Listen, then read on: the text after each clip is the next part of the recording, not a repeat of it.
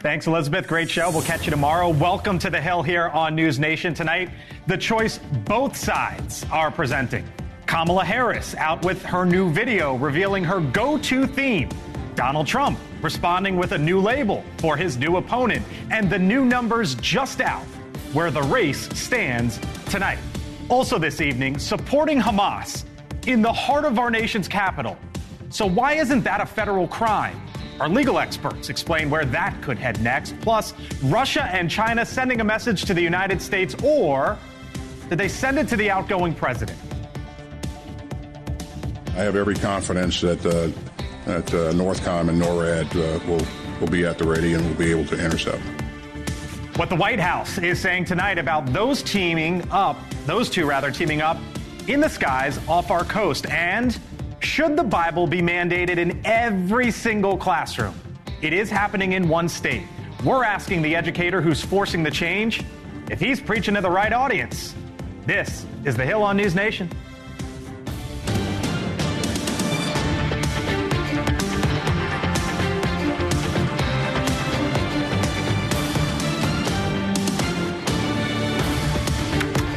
Hello, good evening. Welcome to Washington. I'm Blake Berman, where it is starting in this town to really feel like it is game on.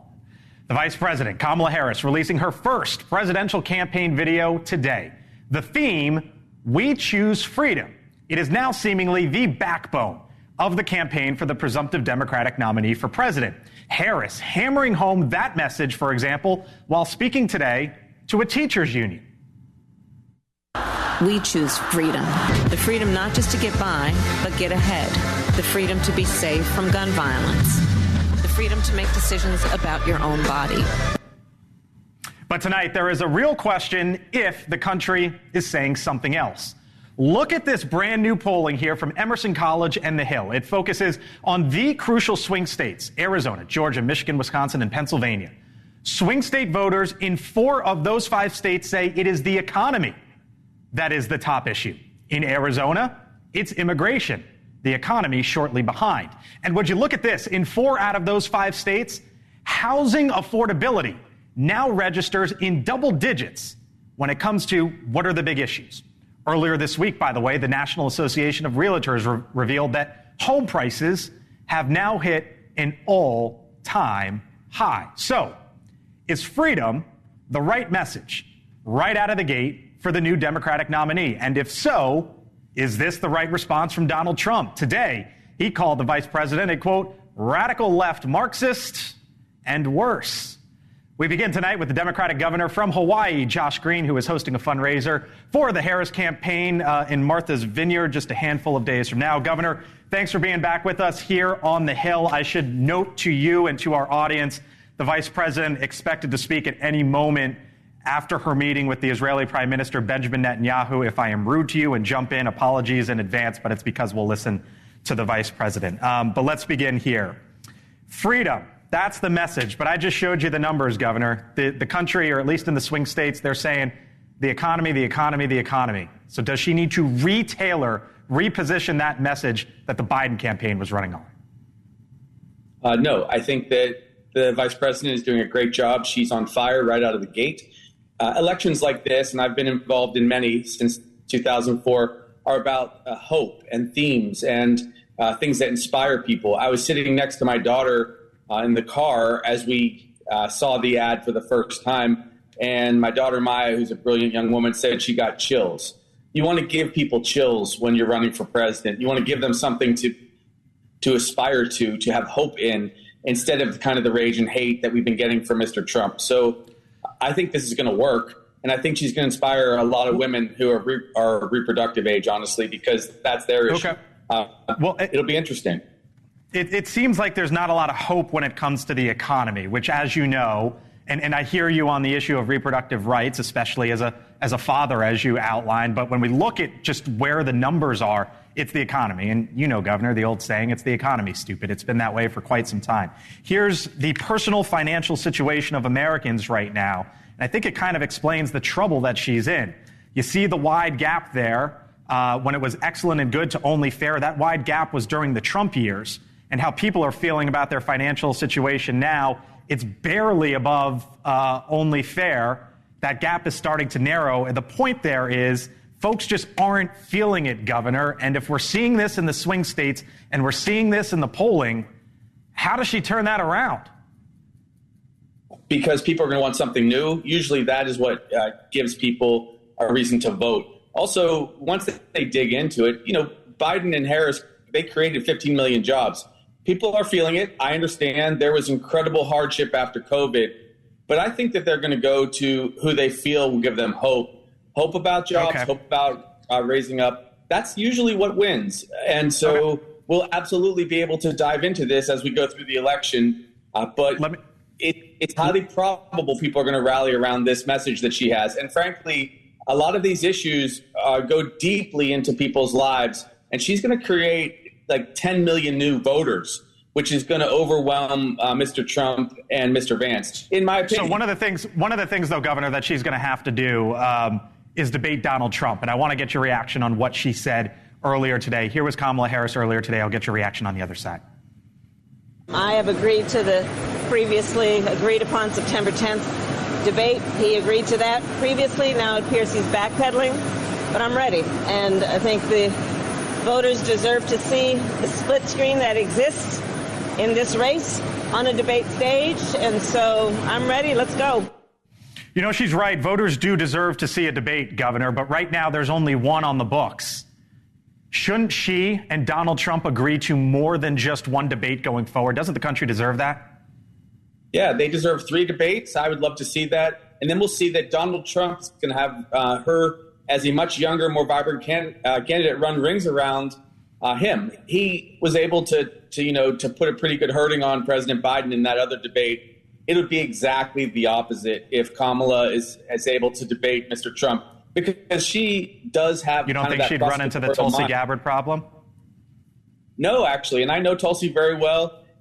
Kamala is fired up, and she's had time and experience to be ready for this. Plus, Trump is really all over the place. So I think that Harris is going to do great in the debates. But look, I, as a governor, would love to see those debates. I'd love to be supportive of the VP during those debates. We all do deserve to watch it. And I bet you anything she would love to have multiple shots calling Mr. Trump out on all of the really nutso stuff he says. And I think he probably would like a few as well. If we hear from him, we'll see where it goes. Governor Josh Green, governor of the state of Hawaii, always appreciate your time, sir. Hosting a fundraiser for the Harris campaign in a handful of days. Thank you, sir. Thank you. You got it. All right, joining me today here on the Hill throughout the hour, Scott Bolden, former chairman of the D.C. Democratic Party, NewsNation contributor as well. Nan Hayworth, the former Republican congresswoman from the state of New York. T.W. Origi, former communications aide to Lindsey Graham and Mike Pompeo, and Kurt Bardella, NewsNation contributor, Democratic strategist. Hello to you all. Nice to have you all in. Again, if Kamala Harris speaks after that Netanyahu meeting, you will hear it live this hour here on the Hill. Freedom. She wants to talk about freedom. Kurt, in the swing states, they want to talk about the economy, the border, the economy, housing. Yeah, I think that she's playing to her strengths. That's what you do when you are in a campaign. You play to what's good for your message. And clearly, we have seen time and again now, in election cycle after election cycle, since Roe was overturned, Republicans underperform, which is why there was no red wave in 2022, and Democrats overperform. The driving reason behind that is the issue of freedom of choice, women's rights, reproductive rights. That is the single best advantage that Democrats have going into this election. It's not a surprise that her first impression, her first message was hitting that with a bullseye. What does she do to expand it? But wait, she doesn't need to expand her message, Blake. I would counter that when she says the freedom to not just get by but get ahead, and then the images behind that, she is talking about the economy. The age of mental acuity issue is gone. Yep, totally Biden gone. is gone. So now the debate is going to be about the economy and immigration. And despite what the Republicans think, the issue of the economy, we can have that debate, right? We've got 16 million jobs. We've got the stock market at its highest level. We got wages at the highest level it's been. And the inflation is heading downward. People need to feel it, and they've got to add that too. But we'll be more than happy to debate the economy, because what Biden inherited was a bad economy. Let's just say that. And we've worked to improve that economy. He inherited an economy during COVID, obviously. A COVID economy, so everything, absolutely. no matter where you are in the political spectrum, all of that is viewed sort of where we were in that moment in time. So Biden didn't do enough to fix a COVID economy. It was the first in the history of this world. In fairness, Scott, the economy was coming back faster. It had started to come back faster during the remaining months of President Trump's presidency than it did when the so-called Inflation Reduction Act and other actions by the Biden administration brought it back down to a lower level of recovery.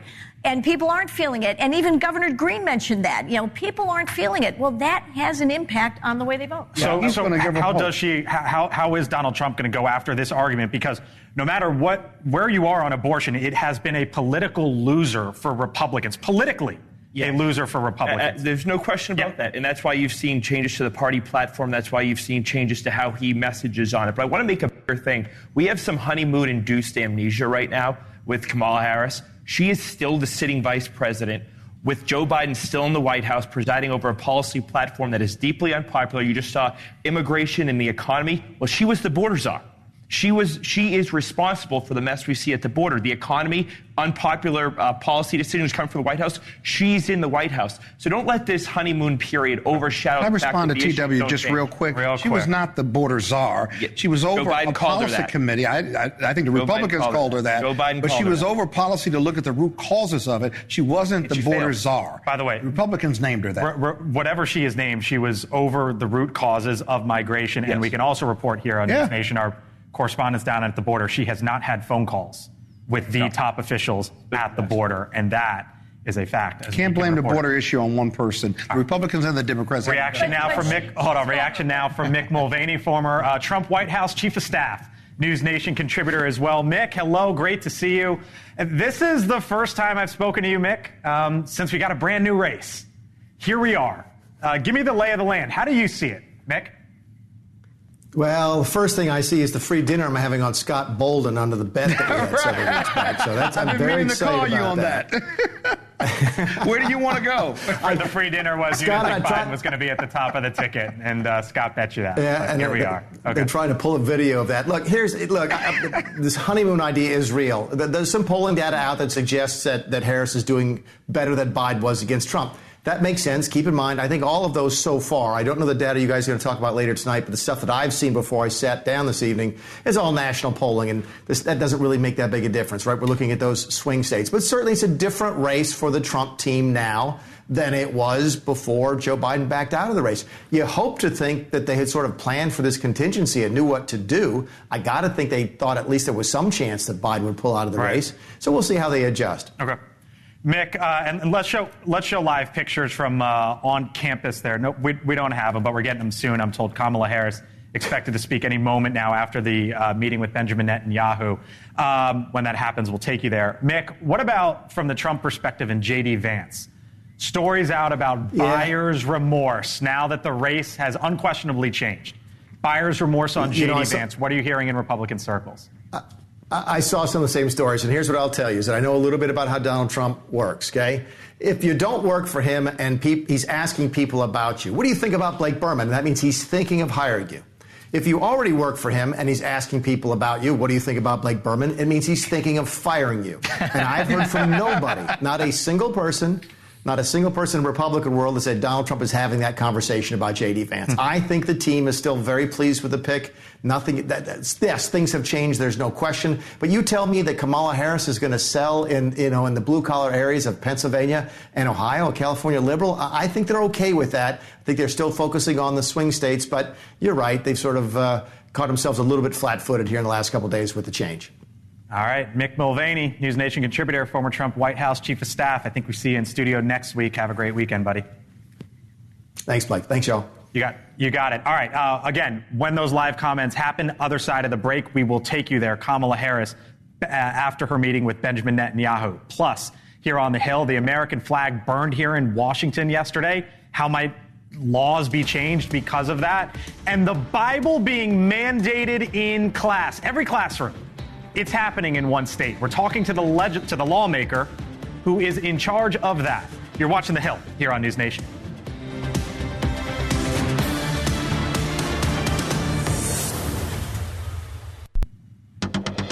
All right, welcome back here to The Hill on NewsNation. Live look inside the White House right now, or at least White House grounds. You can see the American flags and the podium up there. We believe we are inside the 2-minute warning right now, for which we will hear the Vice President Kamala Harris. Remember, she met today with the Israeli Prime Minister Benjamin Netanyahu, and here she is, Vice President Harris, the presumptive Democratic nominee for president. So I just had a frank and constructive meeting with Prime Minister Netanyahu. I told him that I will always ensure that Israel is able to defend itself, including from Iran and Iran-backed militias such as Hamas and Hezbollah. From when I was a young girl collecting funds to plant trees for Israel, to my time in the United States Senate and now at the White House, I have had an unwavering commitment to the existence of the State of Israel, to its security, and to the people of Israel. I've said it many times, but it bears repeating. Israel has a right to defend itself, and how it does so matters. Hamas is a brutal terrorist organization. On October 7, Hamas triggered this war when it massacred 1,200 innocent people, including 44 Americans. Hamas has committed horrific acts of sexual violence and took 250 hostages. There are American citizens who remain captive in Gaza. Sagi Deko Hen, Hirsch Goldberg, Poland, Idan Alexander, Keith Siegel, Omer Nutra, and the remains of American citizens Judy Weinstein, Gad Haggai, and Itai Hen are still being held in Gaza. I have met with the families of these American hostages multiple times now, and I've told them each time they are not alone, and I stand with them. And President Biden and I are working every day to bring them home. I also expressed with the Prime Minister my serious concern about the scale of human suffering in Gaza, including the death of far too many innocent civilians. And I made clear my serious concern about the dire humanitarian situation there, with over 2 million people facing high levels of food insecurity, and 500,000 people facing catastrophic levels of acute food insecurity. What has happened in Gaza over the past 9 months is devastating. The images of dead children and desperate, hungry people fleeing for safety, sometimes displaced for the second, third, or fourth time. We cannot look away in the face of these tragedies. We cannot allow ourselves to become numb to the suffering, and I will not be silent. Thanks to the leadership of our President, Joe Biden, there is a deal on the table for a ceasefire and a hostage deal. And it is important that we recall what the deal involves. The first phase of the deal would bring about a full ceasefire, including a withdrawal of the Israeli military from population centers in Gaza. In the second phase, the Israeli military would withdraw from Gaza entirely, and it would lead to a permanent end to the hostilities. It is time for this war to end, and end in a way where Israel is secure, all the hostages are released, the suffering of Palestinians in Gaza ends, and the Palestinian people can exercise their right to freedom, dignity, and self-determination. There has been hopeful movement in the talks to secure an agreement on this deal. And as I just told Prime Minister Netanyahu, it is time to get this deal done. So to everyone who has been calling for a ceasefire, and to everyone who yearns for peace, I see you and I hear you. Let's get the deal done so we can get a ceasefire to end the war. Let's bring the hostages home. And let's provide much-needed relief to the Palestinian people. And ultimately, I remain committed to a path forward that can lead to a two-state solution. And I know right now it is hard to conceive of that prospect, but a two-state solution is the only path that ensures Israel remains a secure Jewish and democratic state, and one that ensures Palestinians can finally realize the freedom, security, and prosperity that they rightly deserve. And I will close with this then. It is important for the American people to remember the war in Gaza is not a binary issue. However, too often the conversation is binary, when the reality is anything but.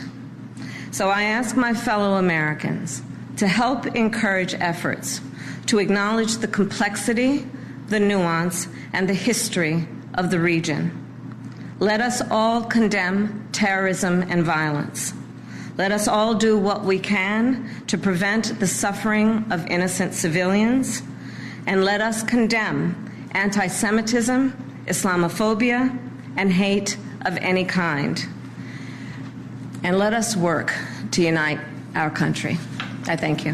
Madam Vice President, after your meeting, are you convinced that the Prime Minister... You have been listening live to the Vice President Kamala Harris, the presumptive Democratic nominee for president. As you heard, they are giving remarks after her speech, or after her meeting, rather, with the Israeli Prime Minister Benjamin Netanyahu, who is in Washington right now speaking to Congress yesterday over at the White House today. Here's something that I took away from that. She started her speech talking about herself as a little girl and her position on Israel her whole life. If she was not the presumptive Democratic nominee for president, that speech never would have started that way. But that was her saying, I am essentially the leader of the Democratic Party, potentially going forward. Here's what I believe. Kamala Harris, here's what I think. Here's my vision as the way forward. And then what did she do? Pivoted a handful of minutes in, thanks to President Biden.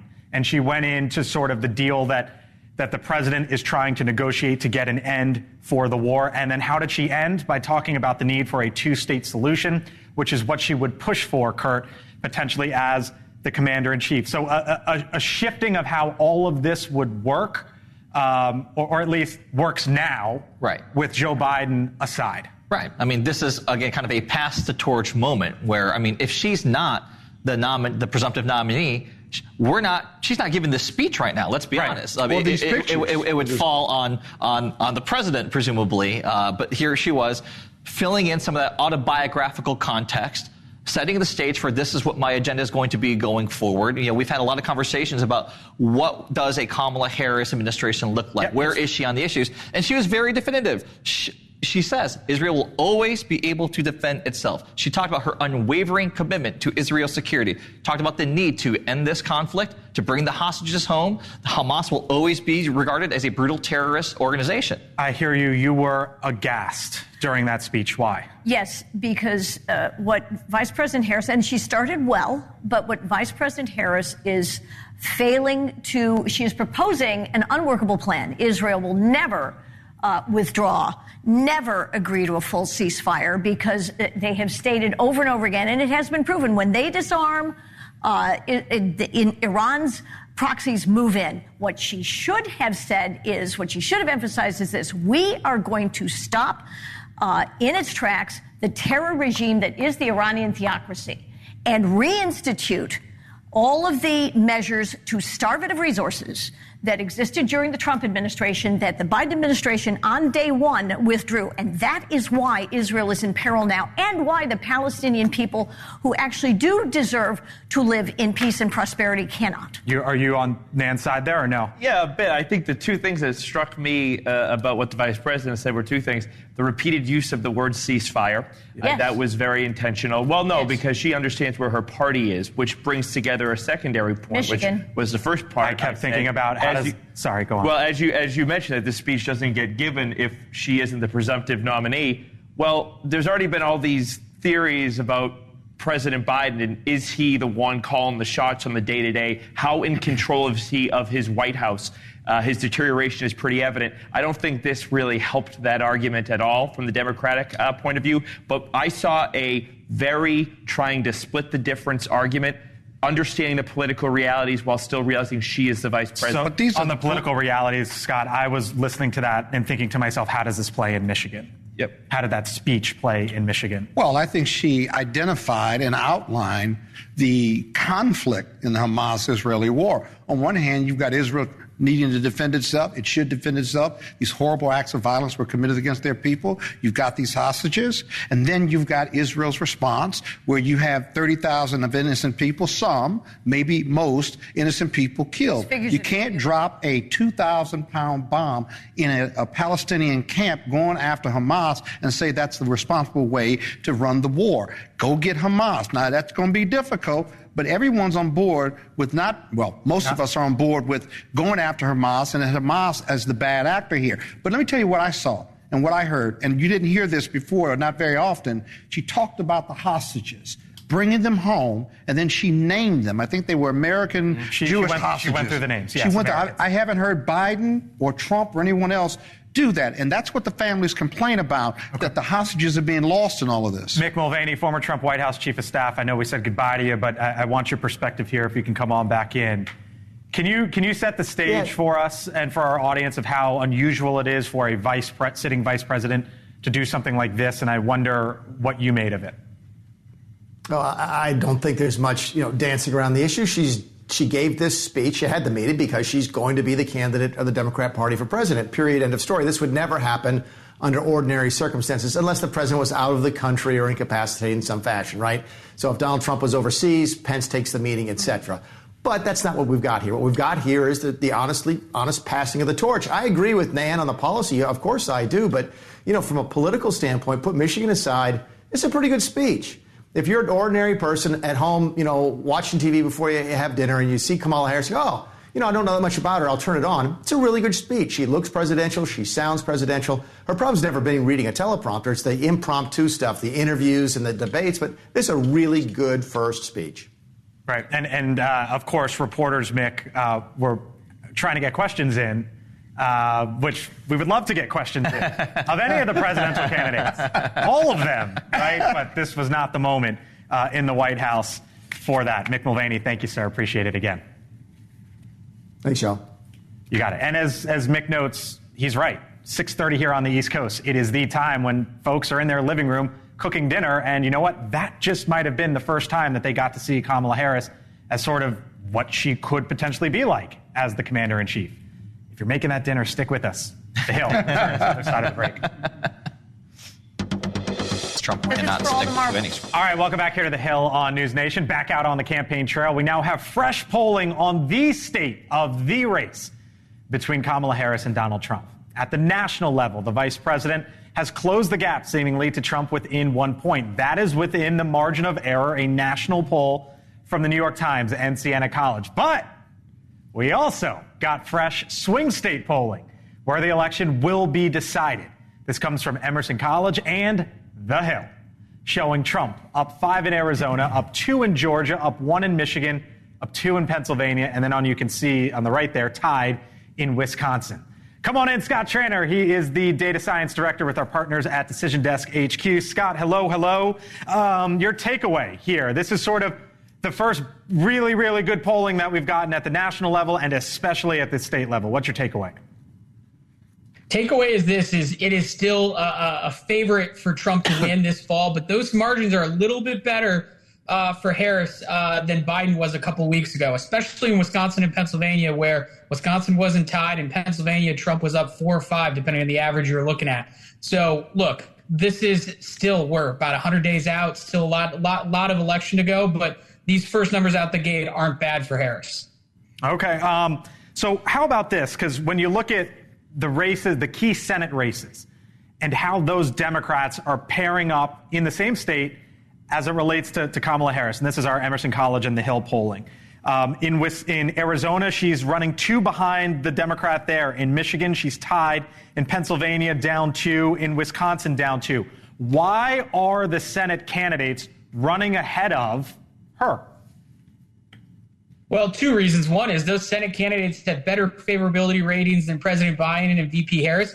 too, this is a little bit of an underreported fact. All those Senate candidates you mentioned, they massively out-fundraised their Republican counterparts, and at least on pace, had a better fundraising quarter than the president did. So that's kind of what we're seeing there as the after effect. That I would expect that to close. That's historically what happens, but that's a metric we're going to be watching over the next couple months. All right, so at DDHQ, you have this so there's polls, and then you have this great model that is the probability. And it tracks daily the probability of winning the presidential race for each candidate. And Scott, y'all blew it up, right? Because none of it's relevant now. If the starting quarterback gets pulled, I don't care what happened in the first half. It's all about the second half going forward. When are we going to get a better sense of sort of when we really get a solid footing of where all this is? That's an excellent question. Look, it's been a crazy 10 days, and we had to take it down simply because the model was based on a Biden-Trump matchup. That's obviously not the case. All data looks like it's going to be Harris, but there's a little nuance of we've got to have a vote at the convention. So my guess is we're going to be back up in a couple of weeks once we have an official nominee. Harris officially has it. We have a couple more weeks of polling. All right, Scott Traynor, Data Science Director at DDHQ. Thank you, sir. Appreciate it. Thanks for having me. Is he filming an HGTV renovation special? I don't think so, but you know what? He's out on the road and joining us. That's all I care about. I just want to hear from Scott. Scott, thank you, sir. All right, still from the Hill on the other side of the break. The Bible in school. Not only in school, but in every single classroom. It's happening in Oklahoma, and the man who is in charge of that joins us live here on the Hill on the other side of the break.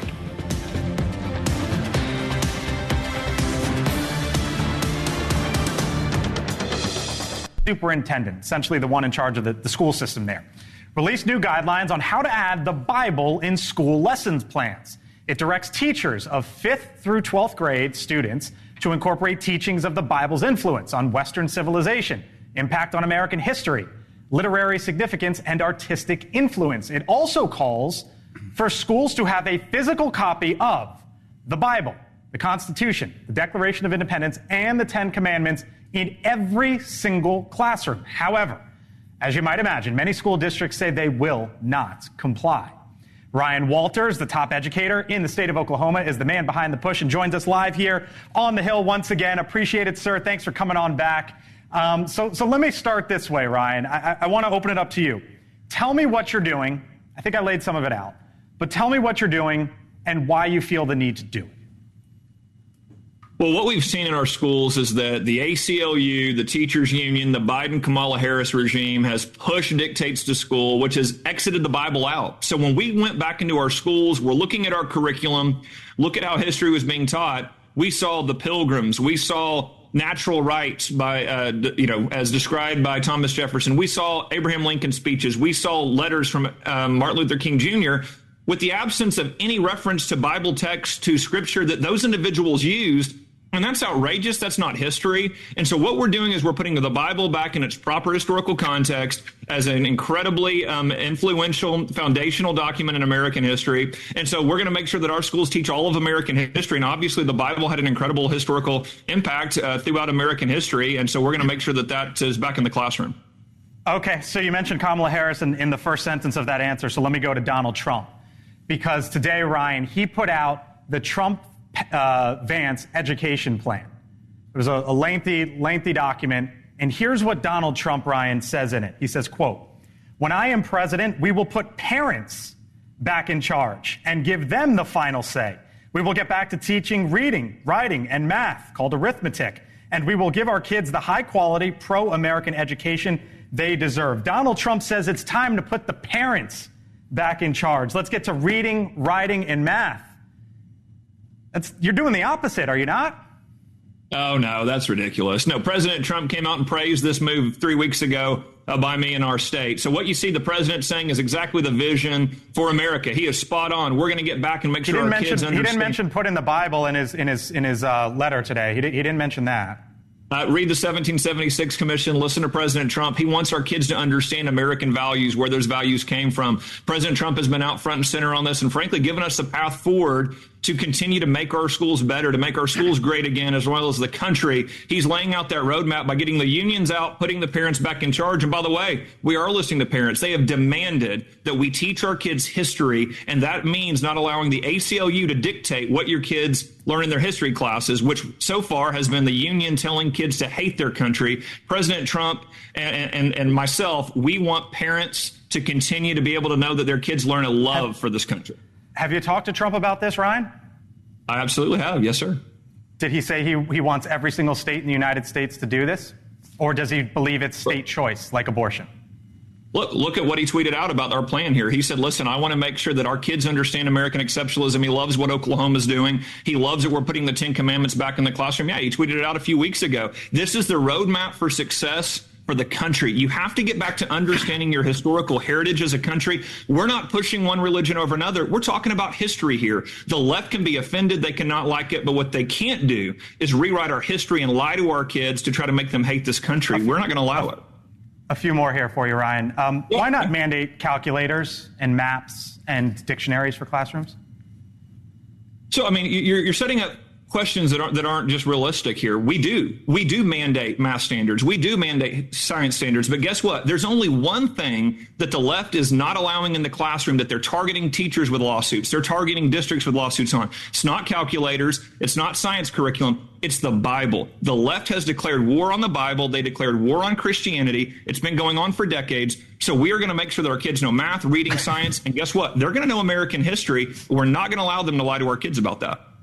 So why not, so there's an issue, obviously, folks are saying, some would say, Bible shouldn't be in the school at all. Why not just put it in the library? And if parents want their kids to check it out, they can go in the library and check it out at the school if they want. Because that's not history. We don't not teach parts of history because the left is offended by them. The reality is Thomas Jefferson said our rights came from God. Why did he say that? The reality is the Pilgrims came to America to be able to practice their religious liberty freely. Why did they say that? What religion were they talking about? Martin Luther King Jr. pointed to the Bible and said it was the Apostle Paul was in prison just like him. That's where he got his inspiration from. So we're not going to lie to kids and pretend like the Bible didn't have an influence on American history when it did. And again, that's not me saying that. Those are those individuals from American history. We cannot lie to kids about our history. It has created a hatred in this country, which is exactly the intent of the Democrat Party and the teachers unions. They want this unrest. They want this hatred for the party. We've got to get back to these foundational principles so our kids understand where we came from. Let me leave you with this, Ryan, because you've been out front, right? And I appreciate you coming on and answering the questions and where you stand, right? You could hide, but you're not. You're taking the questions. And you've gained some fame because of all this. And I just wonder, Ryan, if Donald Trump wins, if he becomes the next president of the United States, would you want to be his education secretary? Look, I've told President Trump I'll help him in any way that I can. I believe he's got the roadmap for success in America. He has shown us how we can be successful in education. He's got our schools, a plan for them to be back on track, the country to be back on track. We have to have President Trump reelected. This is the best vision for education we've ever seen in this country. Trump and Vance have the ticket to win, and this is exactly what our kids need. It's for the future of the country. So I'll be honored to help them any way I can. Ryan Walters, appreciate the time. I'm sure we'll talk to you again soon, Ryan. Thank you. Thank you. You got it.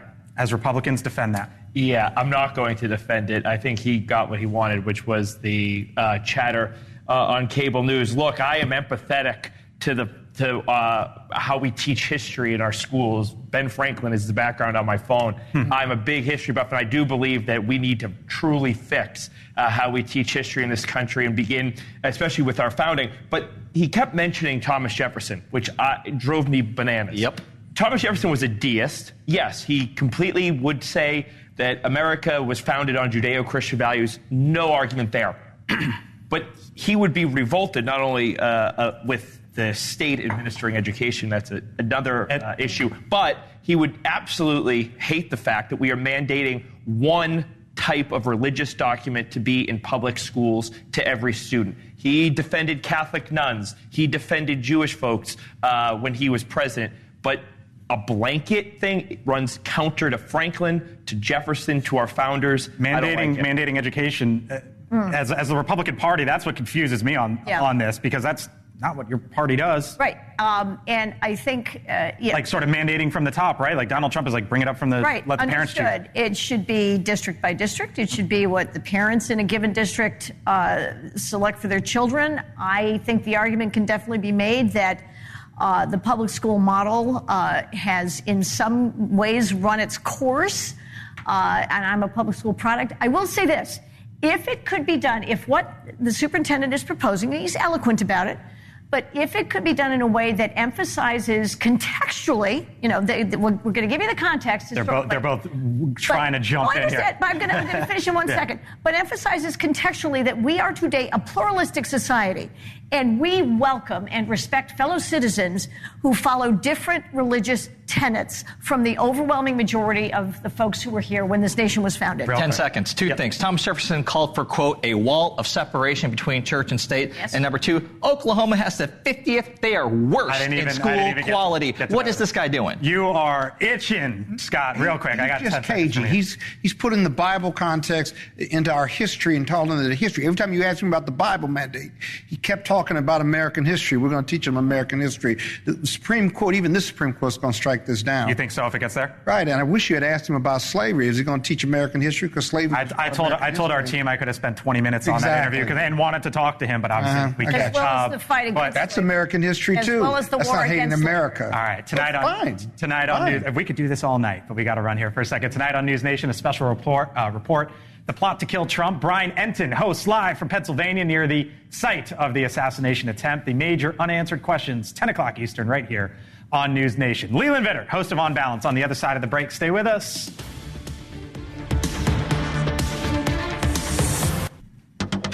All right, welcome back here to the Hill. So Kamala Harris's coconut tree comments from May of last year have now gone viral on social media. It's the latest meme. For example, here's the Democratic Senator Brian Schatz posting a photo of someone climbing a coconut tree saying, quote, Madam Vice President, we are here to help. Host of On Balance. Leland Vittert, here we are at this point in the election. You got the meme election, I guess. Donald Trump on YouTube. We did the story the other day with Bryson DeChambeau. At least they raised a couple $100,000 for a good cause for that. And you got Democrats rallying around this. I'm seeing the coconut tree and I'm thinking about it later.